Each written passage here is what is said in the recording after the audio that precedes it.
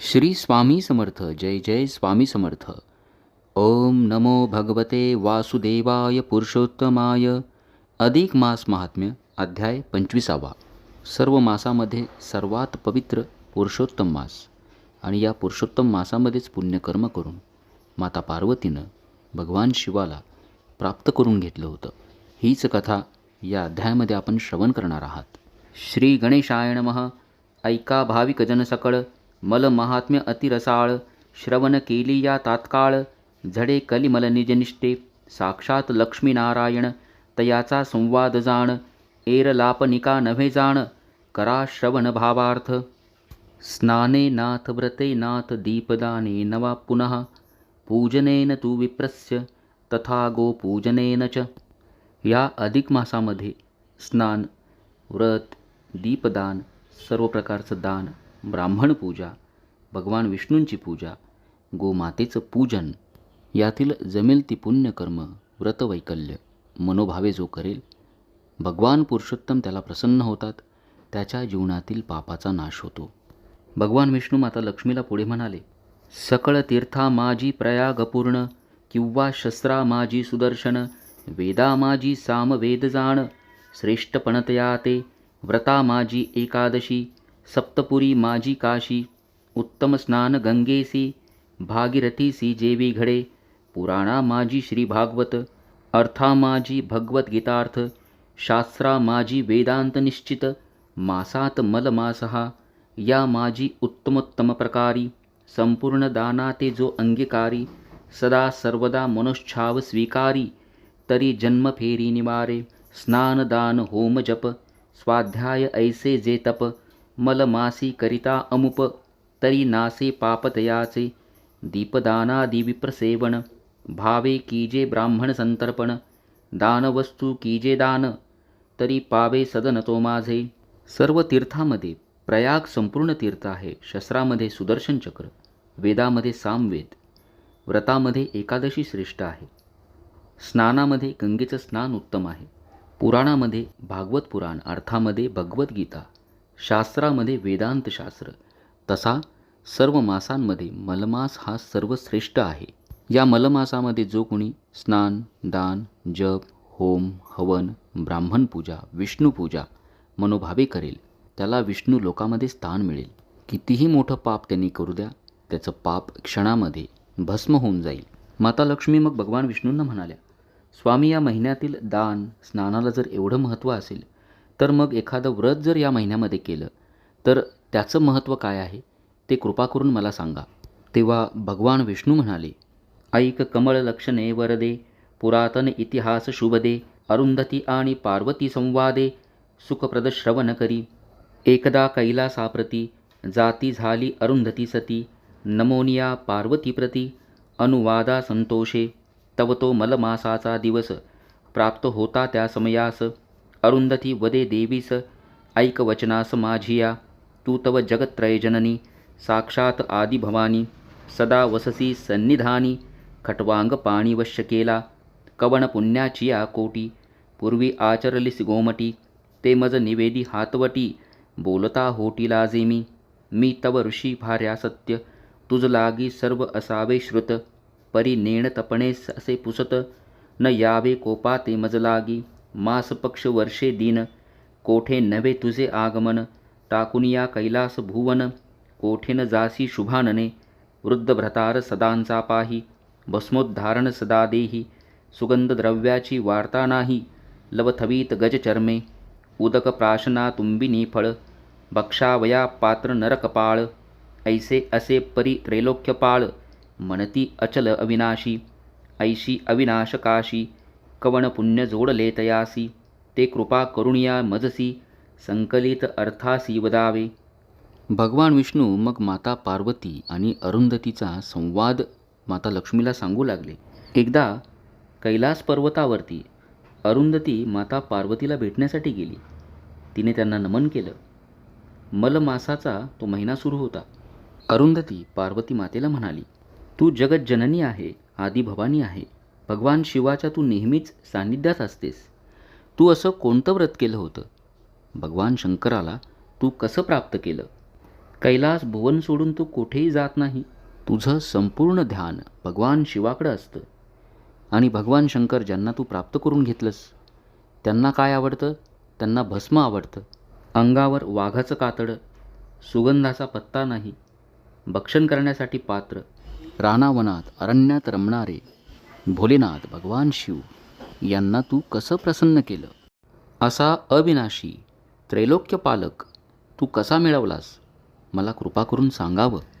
तेव्हा माता पार्वती म्हणाली, मग वदतसे पार्वती सती, ऐके बाई अरुंधती भरता, आमुचा भोळा पशुपती, स्नेहे मज प्रतिपाळित, जेवी पुत्रा लागी कृपाळू माता, स्नेहवृद्धी प्रतिपाळिता, तेवी माते भोळानाथ, कृपा करीत स्नेहभरे, भ्रतारची कृपा परिपूर्ण, असली या दुजे नाठवे जाण, माहेर नाठवे तिये लागून, भ्रतार पूर्ण स्नेहाळू, नाना परी विनोदे रीती, समयी संतोषवी मजप्रती, हे तव पूर्वीची रीती, तेही पद्धती वेगळीच, मी असता पितृग्रही, कुमारी दशा प्राप्त देही, से असता एके समयी, दुर्वास आले भेटीसी, तपिया माझी शिरोमणी, महाराज तो दुर्वास मुनी, तेणे माझी या पित्या लागुनी, निवेदिली कहाणी ते ऐका, मलमास महिमा परिकर, मुनिराव वदला अपार, तेथे चिमी होऊन तत्पर,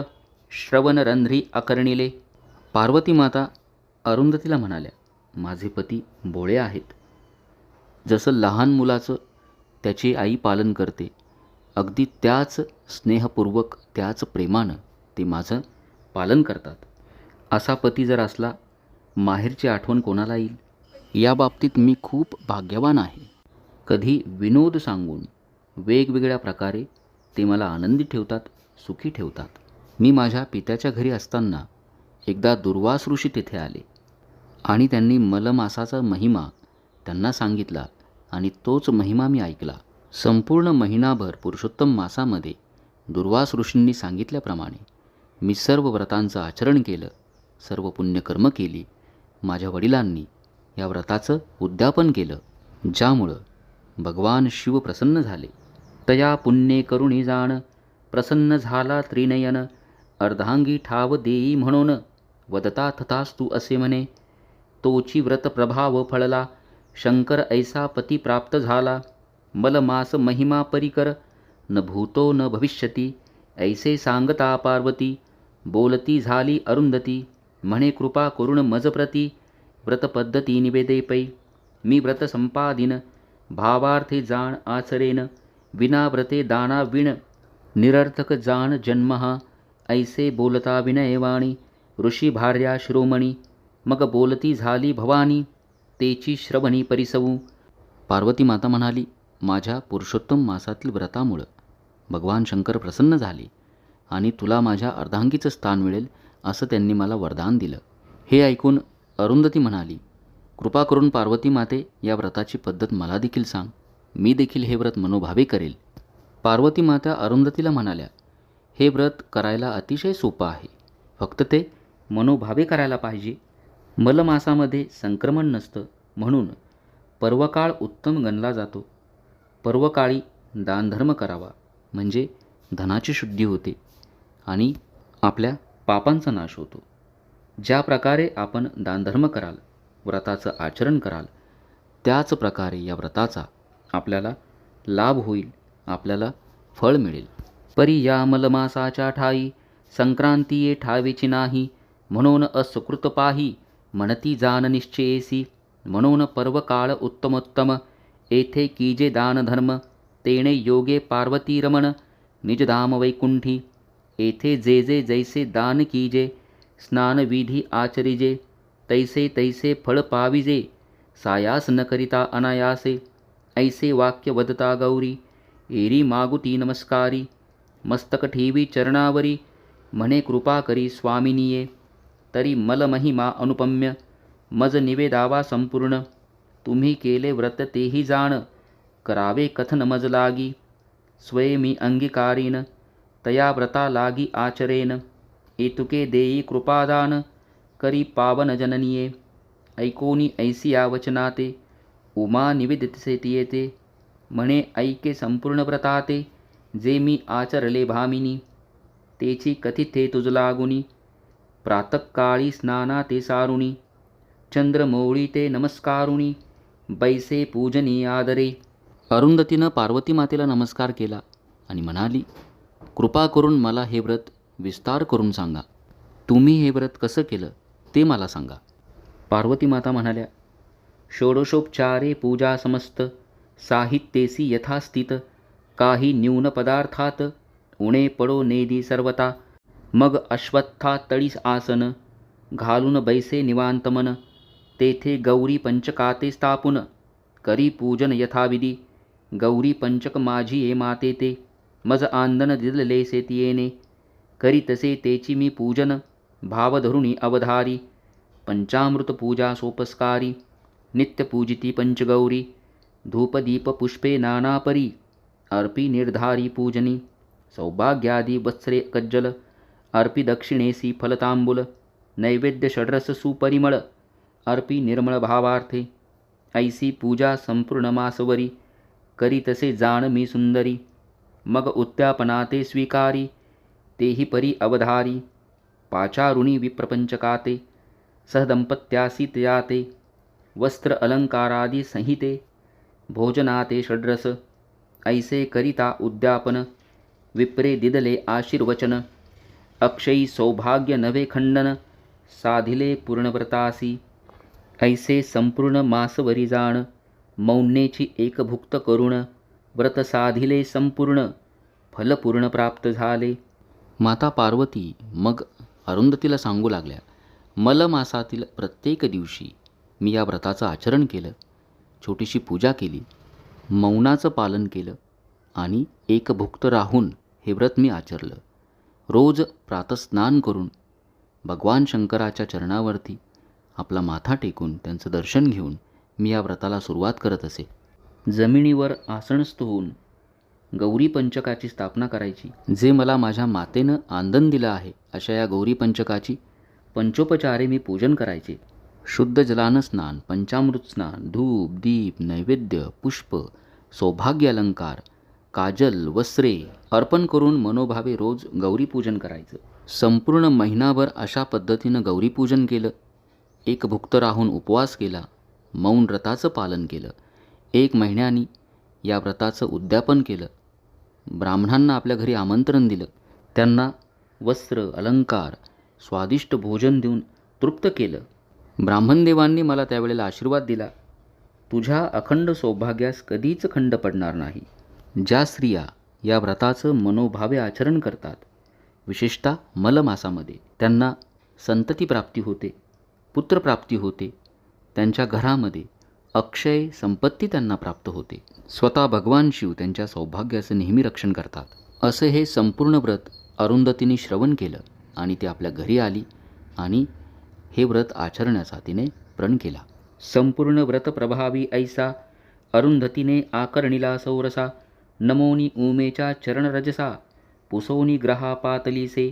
स्वग्रही जाऊन या त्वरे, व्रतारंभ करीतसे आदरे. पूर्ण होताच निर्धारे, अखंड सौभाग्याते पावली. ख्याती जिची त्रिभुवनी, पूजिती जीते सुरवरमुनी. या व्रताची सी करणी, तुझ लागुनी कथी येली. ऐसा इतिहास पाही, लक्ष्मीप्रती वदे शेषशायी. अरुंधती पार्वती संवाद पाही, वदला स्वदेही नारायण. अरुंधतीने पार्वती मातेचे चरण धुतले आपल्या घरी आली आणि भगवान शिवाचं स्मरण करून या व्रताला प्रारंभ केला.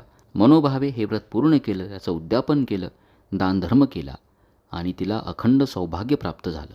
शेवटचे 5-7 दिवस आता अधिक मासाचे राहिले आहेत. आपल्यापैकी प्रत्येकानं या अधिक मासामध्ये भरपूर पुण्यकर्म केली असतील. अधिक मास महात्म्याचा रोज आपण एक अध्याय श्रवण करत आहात आणि त्याचं अनुकरण करून आपण स्नान, दान, जप, नामस्मरण, भगवान विष्णूंचं पूजन इत्यादी सर्व पुण्यकर्म करत असाल. गौरी पंचक व्रताचा महिमा आपण आज ऐकलात. या व्रताचं नुसतं श्रवण केल्यामुळे देखील आपल्या सौभाग्याचं रक्षण होतं. संपूर्ण विश्वाची जननी साक्षात आदिशक्ती आदिभवानी पार्वती माता अधिक मासामध्ये, पुरुषोत्तम मासामध्ये त्यांनी देखील भगवान पुरुषोत्तम यांची भक्ती केली. मग आपण पामर कोण, यावरून आपल्याला अधिक मासाची महती कळली असेल.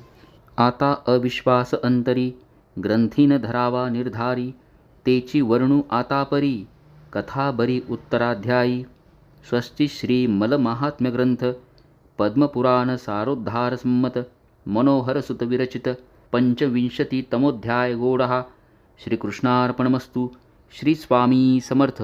ओम नमो भगवते वासुदेवाय पुरुषोत्तमाय.